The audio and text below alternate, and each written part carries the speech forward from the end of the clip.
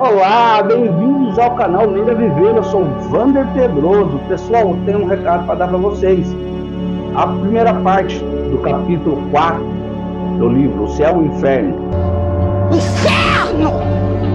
Inferno! Ela ficou muito longa, gente, então eu dividi em duas partes, ok? A primeira parte do quarto capítulo, O Inferno, já está disponível no canal. Se você ainda não viu, vai ver antes de você ver essa aqui já é a segunda parte do capítulo 4, O Inferno. Mas antes, se inscreve no canal, ativa o sininho das notificações, porque assim você não vai perder nenhum vídeo do canal. Todos os vídeos que a gente colocar, parte a parte, capítulo a capítulo, você vai ficar sabendo. Além das poesias que a gente põe todos os dias. O canal Leira Viver vai ser o canal mais completo de literatura do país. Só que para isso a gente precisa da sua ajuda. Então compartilhe esse vídeo, ative o sininho das notificações, comente bastante, com fé, com força e principalmente se inscreva no canal. Agora vamos para a segunda parte do capítulo 4 da primeira parte do livro O Céu e o Inferno, de Allan Kardec. Bem-vindos ao canal Leira Viver. Você foi virtuoso, mas você atribuiu toda a sua virtude a você mesmo e não aos deuses que lhe haviam dado a virtude, pois você pretendia usufruir dos frutos de sua própria virtude e fechar-se em si mesmo. Você foi sua própria divindade, mas os deuses que tudo fizeram e que nada fizeram senão por si mesmo, não podem renunciar a seus direitos. Você os esqueceu e eles esquecerão de você. Eles entregarão você a você mesmo, uma vez que você desejou ser de si mesmo e não deles. Busca agora, se for capaz, de encontrar a consolação em seu próprio coração. Você está agora separado para sempre dos homens aos quais você quis agradar. Eis que você está sós com você mesmo, uma vez que você foi seu próprio ídolo. Aprenda que não existe virtude verdadeira sem que o respeito e o amor aos deuses, aos quais você tudo deve. Sua falsa virtude, que por muito tempo ofuscou os homens, que são fáceis de enganar, será confundida. Os homens que julgam os vícios e as virtudes de acordo com aquilo que os choca ou os agrada são cegos para o verdadeiro bem e o verdadeiro mal. Aqui uma luz divina inverte todos os julgamentos superficiais. Ela condena frequentemente aquilo que os homens admiram e justifica o que eles condenam. A essas palavras, esse filósofo, como que tocado por um raio, não pôde mais tolerar-se. A complacência que tivera outrora para contemplar sua moderação, sua coragem e suas inclinações generosas, transformou-se em desespero. A visão de seu próprio coração, inimigo dos deuses, tornou-se seu suplício. Ele via a si mesmo e não podia deixar de fazê-lo. Ele via a vaidade das aspirações dos homens, aos quais ele tinha desejado agradar todas as suas ações. Fez uma revolução universal de tudo quanto havia em seu íntimo, como se suas próprias entranhas fossem reviradas. Ele não era mais o mesmo, seu coração não lhe oferecia mais apoio, sua consciência, cujo testemunho lhe havia sido tão suave, levantara-se contra ele e condenara amargamente o desvirtuamento e a ilusão de todas as suas virtudes, que não tinham tido o culto e a divindade por princípio e por fim. Ele sente-se perturbado, consternado, cheio de vergonha, de remorso e de desespero. As fúrias não o atormentam, porque ela basta tê-lo entregue a si mesmo. E que seu próprio coração vingue suficientemente os deuses menosprezados. Ele busca os lugares mais sombrios, a fim de esconder-se dos outros mortos, já que não pode mais esconder-se de si mesmo. Ele busca as trevas e não consegue encontrá-las. A luz importuna segue por toda parte. Por toda parte os raios penetrantes da verdade vão vingar a verdade que ele negligenciou seguir. Tudo que ele tinha amado tornara-se odioso para ele, como sendo a fonte de seus males, que não poderão fingir jamais. Ele diz para si: insensato que fui, não conheci nem os deuses nem os homens, e nem a mim mesmo. Não, eu nada conheci, porque jamais amei o único e verdadeiro bem. Todos os meus passos foram insanos, minha sabedoria foi a própria loucura. E minha virtude não passava de orgulho ímpio e cego, e fui meu próprio ídolo. Por fim, Telêmaco avistou os reis que tinham sido condenados por terem abusado do poder. Por um lado, uma fúria vingativa apresentava-lhe um espelho que lhes mostrava toda a deformidade de seus vícios. Ali eles viam e não podiam deixar de ver sua vaidade grosseira, ávida pelos mais ridículos elogios. Viam sua dureza em relação aos homens, aos quais eles deveriam ter proporcionado a felicidade. Viam sua insensibilidade em relação à virtude. Viam seu medo de escutar a verdade, sua preferência pelos homens covardes e bajuladores, sua irresponsabilidade, sua indolência, sua desconfiança exagerada, seu luxo e sua excessiva magnificência, fundamentada sobre a ruína dos povos. Viam sua ambição para comprar um pouco de glória vã ao preço do sangue de seus cidadãos. Viam, por fim, sua crueldade, que buscava a cada dia novos prazeres em meio às lágrimas e ao desespero de tantos infelizes. Eles se viam sem cessar naquele espelho. Eles se achavam mais horríveis e mais monstruosos do que a quimera vencida por Belerofonte, ou a hidra de Lerna abatida por Hércules, ou mesmo Cérbero vomitando por suas 3 goelas escancaradas um sangue negro e venenoso, capaz de empestar toda a arca dos animais que viveram sobre a terra, toda a raça dos mortais que vivem sobre a terra. Ao mesmo tempo, de outro lado, uma outra fúria repetia-lhes, como de maneira insultante, todos os elogios de seus adoradores que lhe haviam feito durante suas vidas. Apresentava-lhes um outro espelho, em que eles se viam de maneira como as adulações os viam pintado. A oposição dessas duas descrições, tão contrária, era um suplício para a sua vaidade. Notava-se que os mais malvados dentre esses reis eram os que haviam recebido os mais altos louvores durante suas vidas, porque os maus são os mais temidos que os bons, e exigem sem pudores as adulações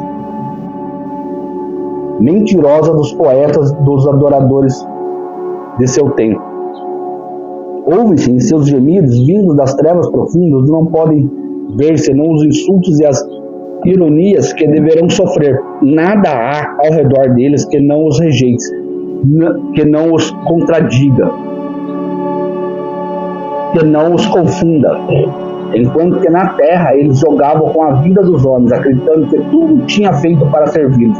No Tártaro eles são entregues a todos os caprichos de certos escravos, que lhes fazem experimentar por sua vez uma servidão cruel. Eles servem como sofrimento e não lhe resta qualquer esperança de poderem jamais abraçar essa servidão. Encontram-se sob os golpes desses escravos que se tornaram seus tiranos impiedosos, do mesmo modo que uma forja sob os golpes dos martelos dos ciclopes. Quando Vulcão os obriga a trabalhar nas fornalhas ardentes do monte Etna, vê então nos rostos pálidos, hediondos e consternados, é uma tristeza negra que rói esses criminosos. Eles têm honra por si mesmos e não podem livrar-se desse horror. Eles têm horror a si mesmos e não podem livrar-se desse horror, como se esse pertencesse à sua própria natureza. Eles não precisam de outro castigo por suas faltas, senão o que suas próprias faltas lhe causam. Eles as enxergam sem cessar em toda a sua enormidade. Elas apresentam-se a eles como espectros horríveis e elas os perseguem. Para se livrarem disso, eles buscam uma morte mais poderosa do que a que os separou de seus corpos. No desespero em que se encontram, eles chamam em seu socorro uma morte capaz de extinguir neles todo o sentimento e toda a consciência. Eles pedem aos abismos que os engulam para fugirem aos raios vingadores da verdade que os perseguem, mas estão destinados à vingança que destila sobre eles, gota a gota, que jamais cessará. A verdade que eles temiam ver é agora seu suplício. Eles as veem e só têm olhos para vê-lo, erguendo-se contra ele. Essa visão os penetra, os despedaça, os arranca de si mesmo. É como um raio que, sem nada destruir no exterior, penetra até o fundo de suas entranhas. Em meio a todas essas coisas que fazem enriçar os cabelos de Telêmaco, ele viu vários dos antigos reis da Lídia, que eram punidos por terem preferido as delícias de uma vida de preguiça ao trabalho para a melhora dos povos, que deve ser inseparável da realeza. Esses reis acusavam-se uns aos outros por sua cegueira. Um dizia a um outro que tinha sido seu filho, Peraí. Tomar um pouquinho de chá, porque às vezes a língua começa a travar. Eu não recomendei a você muitas vezes durante minha velhice e antes da minha morte que reparasse os males que eu havia feito por negligência? Ah, pai infeliz, ele dizia o filho, foi você que me pôs a perder, foi seu exemplo que me inspirou o Fausto, o orgulho, a volúpia e a dureza para com os homens.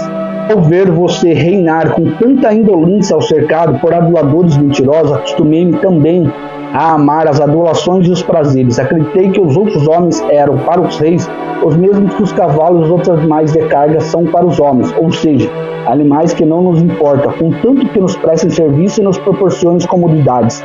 Acreditei nisso, e foi você que me fez acreditar, e agora eu sofro tantos males por ter imitado você. A essas acusações juntavam as mais horríveis maldições e pareciam repletos de raiva, para destruírem-se uns aos outros. Ao redor desses reis, volteavam ainda como corujas na noite as cruéis suspeitas, falsos receios e desconfianças que são vinganças dos povos contra as maldades dos reis, a fome insaciável por riqueza, a falsa glória sempre tirânica e a indolência covarde que faz multiplicar todos os males sem lhes proporcionar jamais a compensação de suas necessidades atendidas. Via-se muito desses reis severamente punidos, não pelos males que haviam cometido, mas por terem negligenciado o bem que deveriam ter feito. Todos os crimes dos povos gerados pela negligência com que se faz observar as leis eram imputados aos reis, que deveriam reinar para fazer com que se cumprissem as leis durante seu reinado. Eram também imputadas a eles todas as desordens consequentes do falso, do luxo e de todos os outros excessos que lançam os homens em situações de violência e tentação de menosprezar as leis para a aquisição de bens. Eram tratados com rigor, sobretudo os reis, que ao invés de serem os pastores bondosos e vigilantes dos povos, tinham pensado apenas em devorar o rebanho como se fossem lobos famintos.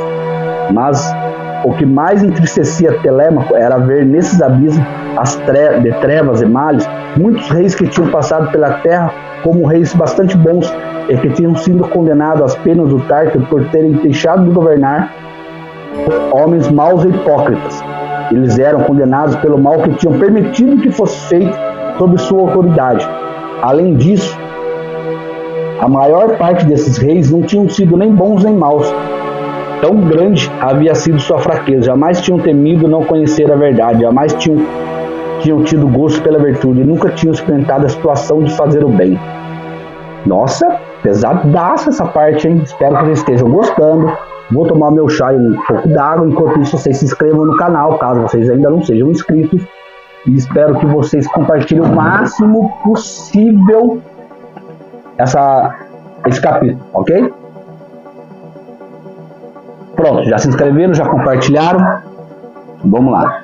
Descrição do inferno cristão.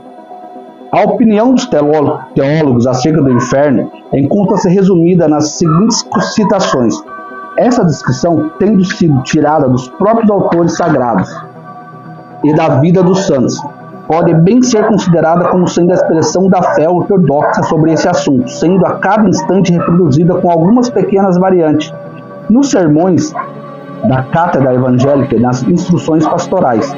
Os demônios são espíritos puros e os condenados presentemente no inferno podem ser considerados também espíritos puros, porque apenas suas almas desceram até lá e seus restos mortais transformados em pó transformam-se incessantemente em ervas, plantas, frutos, minerais líquidos, sendo submetidos sem o saber às contínuas metamorfoses da matéria. Mas os condenados, assim como os santos, devem ressuscitar no último dia e retomar para sempre um corpo carnal, o mesmo corpo no qual foram conhecidos entre os vivos, o que irá distingui-los uns dos outros. Está no fato de que os eleitos ressuscitarão em um corpo purificado e radiante, enquanto os condenados ressuscitarão em um corpo imundo e deformado pelo pecado. Desse modo, não haverá mais um inferno apenas de espírito puro, mas de homens assim como nós. O inferno seria, por consequência, um lugar físico, geográfico, material, porque será povoado por criaturas terrestres com os pés, mãos, boca, língua, dentes, orelha, olhos semelhantes aos nossos e com sangue nas veias e nervos sensíveis à dor. Onde se situa o inferno? Alguns doutores o localizaram nas entranhas da nossa Terra, outros não sei em que planeta. O fato é que a questão não foi decidida em nenhum concílio. Portanto, tudo que há quanto a essa questão são conjecturas. A única coisa que afirma que o inferno, onde quer que se situe, é um mundo formado por elementos materiais Mas um mundo sem sol, sem lua, sem estrelas, mais triste, mais inóspito, mais desprovido de qualquer germe, de qualquer aparência do bem, como não acontecesse nem mesmo nas regiões menos habitáveis desse mundo, onde pecamos. Os teólogos mais sérios não se arriscam a descrever a semelhança dos egípcios, dos hindus e dos gregos, todos os horrores dessa morada. Eles limitam-se a apresentá-la como amostra o pouco que as escrituras revelam. O lago de fogo e enxofre, o Apocalipse, os vermes de Isaías, esses vermes que devoram eternamente os cadáveres de Tofel, e os demônios atormentando os homens, que os levam à perdição, e os homens chorando, rangendo os dentes, conforme a expressão dos evangelistas. Santo Agostinho não concorda com essas dores físicas sendo simples imagem das penas mortais. Ele vê, num lago verdadeiro de enxofre, vermes e serpentes verdadeiras, apegando-se a todas as partes dos corpos dos condenados, juntando suas mordidas às queimaduras do fogo. Ele pretende, segundo um versículo de São Marcos, que esse fogo estranho, embora material como o nosso, agindo sobre corpos materiais, irá conservá-los como o sal conserva a carne de animais sacrificados, mas não os condenados, vítimas eternamente sacrificadas e vivas. Sentirão a dor desse fogo que queima sem destruir. Ele penetrará sobre a pele dos condenados. Eles ficarão encharcados e saturados em todos os seus membros, na medula óssea e nas fibras mais recônditas e mais sensíveis ao seu ser. Se pudesse lançar-se na cratera de um vulcão, ali seria para eles um lugar refrigério e descanso. Assim falo com toda certeza. Os teólogos mais tímidos, mais discretos e mais reservados não negam, aliás, que há outros suplícios corporais no inferno. Dizem apenas que, para falar deles de maneira positiva, não possuem conhecimento suficiente, pelo menos como pode fazer sobre o horrível suplício do fogo e dos vermes. Mas há teólogos mais ousados ou mais esclarecidos que fazem do inferno descrições mais detalhadas, mais variadas e completas, embora não saibam em que lugar do espaço esse se localiza. Há santos que ouviram. Eles não foram para lá com a lira nas mãos, como Orfeu, nem com a espada na mão, como Ulisses. Foram para lá transportados como espírito. Santa Teresa está entre tais santos.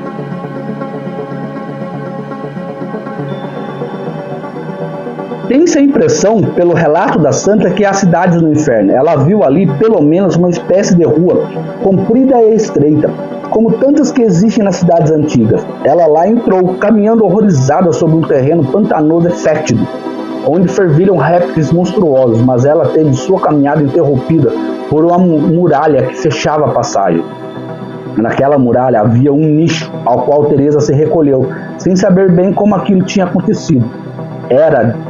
Era, diz ela, o lugar que lhe estava destinado caso ela abusasse durante a vida das graças que Deus derramava sobre sua cela em Ávila. Embora ela tivesse sido introduzida naquele nicho de pedra com extrema facilidade, não podia nem se sentar, nem deitar-se, nem ficar em pé dentro dele, menos ainda por sair dali.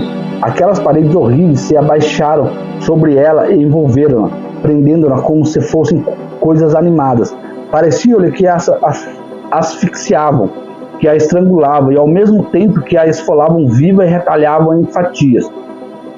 E ela sentia-se queimar enquanto experimentava de uma só vez todos os tipos de angústia. Não havia esperança de socorro. Tudo que cercava eram trevas e, todavia, através dessas trevas ela ainda percebia com a sombra a horrível rua em que estava alojada e toda a sua vizinhança imunda, que era para ela um espetáculo tão intolerável quanto o aperto de sua prisão. Aquilo era, sem dúvida, apenas um cantinho do inferno. Outros viajores espirituais foram mais favorecidos.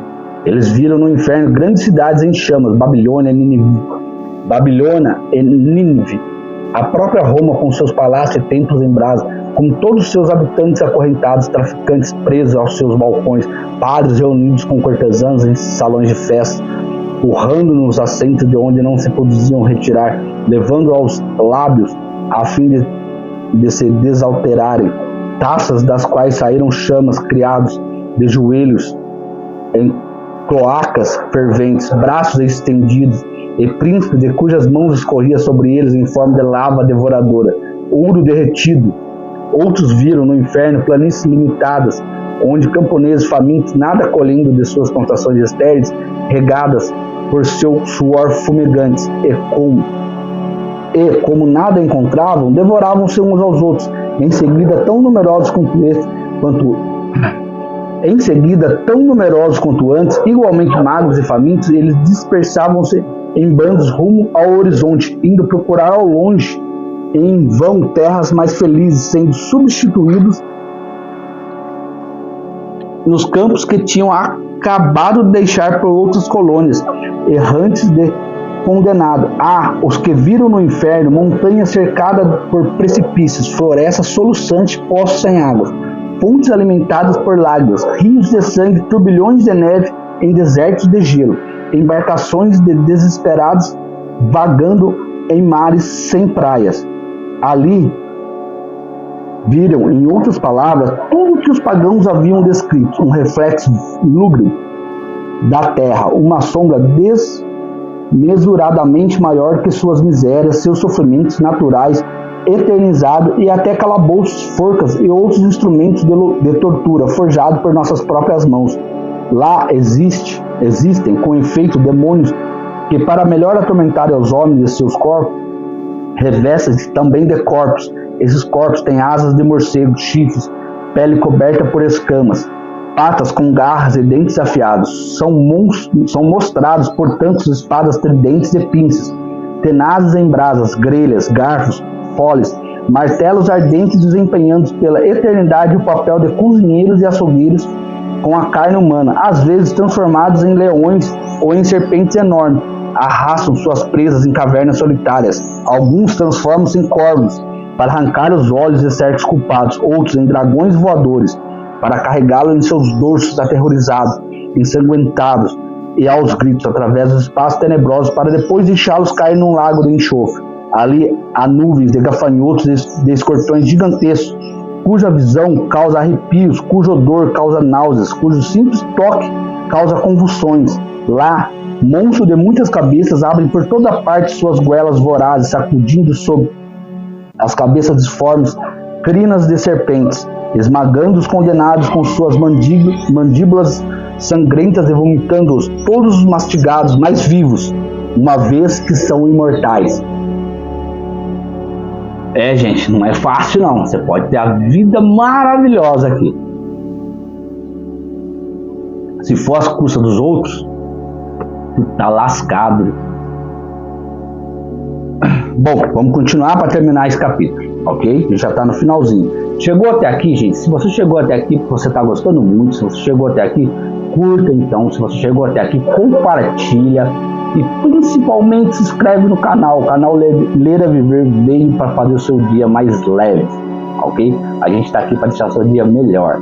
Então se inscreve, compartilha, comenta e ativa o sininho de notificações. Esses demônios, de formas sensíveis, que tão vivamente fazem lembrar os deuses de Amente e do Tarto, os ídolos adorados pelos fenícios, pelos moabitas e outros gentios, vizinhos da Judéia, não agem ao acaso. Cada um tem uma função e seu objetivo. O mal que eles fazem no inferno está em relação com o mal que lhe inspiram e fazem cometer na terra. Os condenados são punidos em todos os seus sentidos. Os órgãos que ofenderam a Deus com todos os seus sentidos e com todos os seus órgãos são punidos da seguinte maneira: os gulosos pelos demônios da gula, os preguiçosos pelos demônios da preguiça, os fornicadores pelos demônios da fornicação, e assim por diante, para as mais diversas formas de pecar sentirão frio ao se queimarem e calor ao se enregelarem. Serão ávidos por descanso e por movimento, ao mesmo tempo estarão sempre famintos, sempre sedentos e 1000 vezes mais fatigados do que o escravo ao final do dia, mais doentes do que os moribundos, mais maltratados, mais despedaçados, mais cobertos de chagas que os mártires, e tudo isso não terá fim. Anda certo. Nenhum dos demônios se recusa nem se recusará jamais às suas tarefas horrendas. São todos, nesse aspecto, muito bem disciplinados e fiéis ao executar as ordens de vingança que recebem. Sem isso, em que se tornaria o inferno? Os pacientes ficariam em descanso, seus carrascos andassem a discutir ou a se enfadar. Nada de repouso para os primeiros, nem de discussões para os segundos. Por piores que seja, por maior que seja o seu número, os demônios se estendem de um extremo ao outro do abismo, e jamais se viu sobre a terra nações mais dóceis a seus príncipes, exércitos mais obedientes a seus chefes, nem comunidades monásticas mais humildemente submissas a seus superiores. Quase nada se conhece acerca da população dos demônios, esses espíritos vis que compõem as legiões dos vampiros, de mortos-vivos, de sapos, de escorpiões, de corvos, de hidras, de salamandras e outros animais sem nome que constituem a fauna das regiões infernais. Mas conhece-se o nome de vários príncipes que comandam essas regiões, entre eles Belfegor, o demônio da luxúria, Abaddon, o Apolônio, o demônio dos assassinatos, Beelzebu, o demônio dos desejos impuros, ou o mestre das moscas, que engendram a corrupção, é Mamon, o demônio da avareza, Moleque, Belenial, Malgade, Astarote e muitos outros acima deles. Seu chefe universal, o anjo sombrio, que tinha no nome voltando, Astarote e muitos outros, e acima dele seu chefe universal, o anjo sombrio, que tinha no céu o nome de Lúcifer, e que no inferno é conhecido como Satanás. Aproveite que eu estou tomando uma água e se inscreve no canal.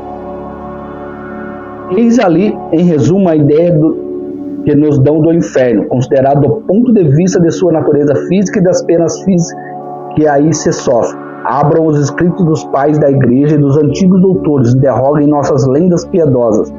Olhem as esculturas e os quadros das igrejas. Ouçam o que se diz nas cátedras e poderão aprender muito mais. O autor apresenta esse quadro as seguintes reflexões cujo alcance todos compreenderão.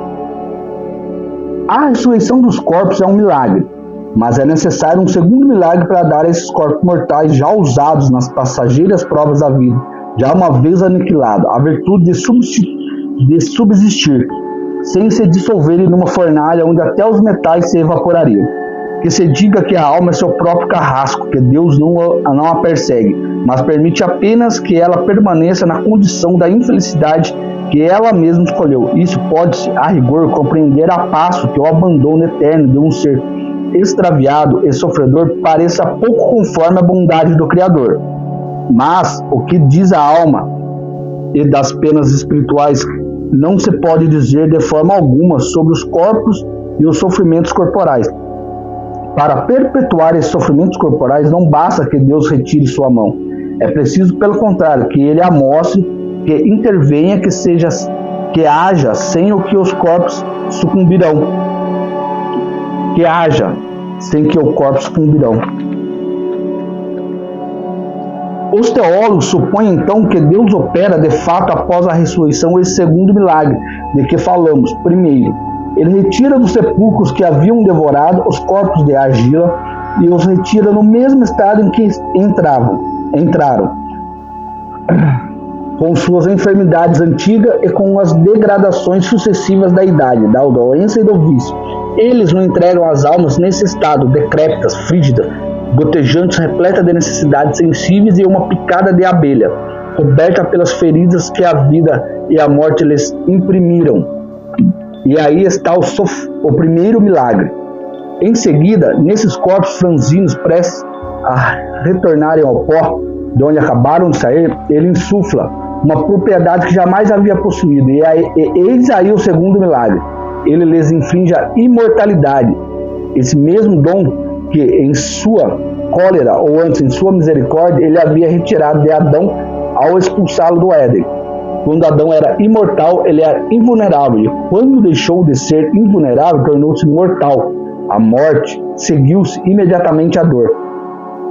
A ressurreição não se devolve desse modo. Nem as condições físicas do homem inocente, nem as condições físicas do homem culpado. É uma ressurreição apenas de nossas misérias, mas com uma sobrecarga de misérias novas, infinitamente mais horríveis. É, em parte, uma verdadeira criação e mais maldosa que a imaginação ousaria conceber. Deus reconsidera, e para juntar os tormentos espirituais dos pecadores os tormentos carnais que possam durar para sempre. Ele muda repentinamente, por um efeito de seu poder, as leis e as propriedades por ele mesmo estabelecidas. Desde o início, para composto da matéria, ressuscita carnes doentes e compridas, e reunindo por um nó indestrutível esses elementos que tendem por si mesmo a se separarem, ele os mantém e perpétua contra a ordem natural nessa podridão viva, e os lança no fogo não para os purificar, mas para conservá-los tal como estão, sensíveis, sofredores, sempre queimando, horríveis, exatamente como quer que eles se mantenham imortais. Face de Deus, por esse milagre, um dos carrascos do inferno. Face de Deus, por esse milagre, um dos carrascos do inferno, porque se os danados não podem imputar senão a si mesmos seus males espirituais, não poderão fazer o mesmo com os outros. Só atribuíveis a Deus, aparentemente era muito pouco abandoná-los após a morte. A tristeza, ao arrependimento e a todas as angústias de uma alma que sente haver perdido o bem supremo. Deus irá, segundo os teólogos, buscá-los nessa noite no fundo do abismo. Ele irá chamá-los por um momento ao dia, não para consolá-los, mas para revesti-los de um corpo horrendo, que queima, imperecível, mais empestado do que a túnica de Janira, e só então os abandonará para sempre. Mas a verdade é que Deus não irá abandoná-los, uma vez que o inferno subsiste como a terra e o céu, por um ato permanente de sua vontade, sempre ativa, e tudo desvaneceria se ele deixasse de sustentá-los. Ele manterá então para sempre sua mão sobre os condenados, para pedir que o fogo se extingua e seus corpos se dissolvam, desejando que esses infelizes imortais contribuam pela perenidade de seu suplício para a edificação dos eleitos. Dissemos com razão que o inferno dos cristãos havia superado os dos pagãos. No Tártaro, na verdade, viam seus culpados sendo torturados pelo remorso, sempre face a face com seus crimes e suas vítimas, acabrunhados pelos mesmos que eles haviam prejudicado em vida. Viam-se culpados fugindo à luz que os penetrava, buscando em vão fugir aos olhares que o perseguiram. O orgulho aí era rebaixado e humilhado. Todos carregam as estigmas de seu passado, todos são punidos por suas próprias faltas, a tal ponto que para alguns bastaria serem entregues a si mesmos, sendo inútil acrescentar todos os castigos, mas são sombras, ou veja, almas com seus corpos fluídicos, imagens de sua existência terrena. Não se viu os homens retornarem seus corpos carnais para sofrer materialmente, nem o fogo penetrar-lhes sobre a pele e saturá-los até a medula dos ossos, nem o requinte e o refinamento dos suplícios que formam a base do inferno cristão. Havia juízes inflexíveis, mas justos, que determinavam a pena na medida da falta, enquanto que no império de Satanás todos se confundem nas mesmas torturas. Tudo aí se baseia na materialidade, de modo que a própria equipe é banida, de modo que a própria equidade é banida. Há, sem dúvida, hoje, na própria igreja, muitos homens racionais que não admitem essas coisas ao pé da letra, e nelas não veem senão alegorias das quais é necessário aprender o sentido. Mas a opinião deles é individual e não constitui a lei. A crença no inferno material, com todas as suas consequências, ainda permanece como artigo de fé. Pergunta-se como os homens puderam ver tais coisas em estados de êxtase, se elas não existem. Aqui não é lugar de explicar a fonte das imagens fantásticas que se produzem, às vezes com as aparências da realidade. Diremos apenas que é necessário que se veja aí uma prova do princípio de que o êxtase é menos seguro das formas de todas as revelações, porque esse estado de superexcitação nem sempre resulta em um desprendimento completo da alma, que se poderia crer, e nele encontramos muito frequentemente as preocupações do estado de vigília, as ideias de que a mente se nutre e que um cérebro, ou melhor, o invólucro espiritual corresponde ao cérebro e se nutre, reproduzem-se amplificadas como numa miragem, sob formas vaporosas que se cruzam e se confundem, compondo conjuntos bizarros. Os estáticos de todos os cultos sempre viram coisas relativas à fé a que se apegam. Não é de surpreender então que aqueles que, como Santa Teresa, estejam fortemente imbuídos da ideia do inferno, segundo as descrições verbais e escritos que recebem e as pinturas que veem. Tenho visões que não são propriamente falando, senão a reprodução dessas ideias, produzindo o efeito de um pesadelo. Um apagão cheio de fé teria visto o Tártaro e as fúrias, como teria visto no Olimpo Júpiter segurando um raio na mão. Bom, gente, obrigado por ter ficado comigo aqui, tá? Ter feito companhia para mim nesse capítulo. Foi um capítulo longo. Vou até contar aqui para vocês para não falar que eu tô mentindo.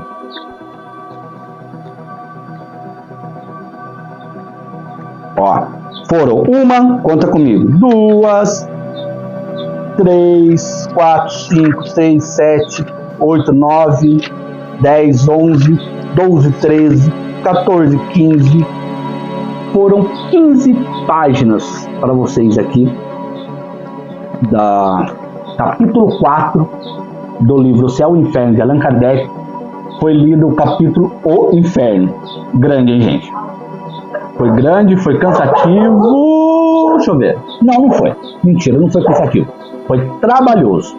Eu tive que parar várias vezes. Como eu gosto de ler o ar livre, eu acho que o ar livre para mim é mais gostoso de ler. Eu tenho aqui uma sala onde eu poderia ler, mas ficaria muito formal e eu gosto das coisas mais informais. Espero que vocês tenham gostado. Se chegou até aqui, deixa o seu like, deixa o seu joinha. Se inscreve no canal, é importantíssimo que você se inscreva no canal. É importantíssimo que você compartilhe. E é importantíssimo que você comente, principalmente, se você está gostando. Se você está entendendo, compreendendo o que está sendo lido, o que está sendo oferecido, o que está sendo proposto a vocês, ok? Eu sou Wander Pedroso, do canal Ler a Viver, e essa foi a leitura de hoje. O Céu e o Inferno de Allan Kardec, capítulo 4, parte 1, O Inferno. Valeu? Até o próximo vídeo.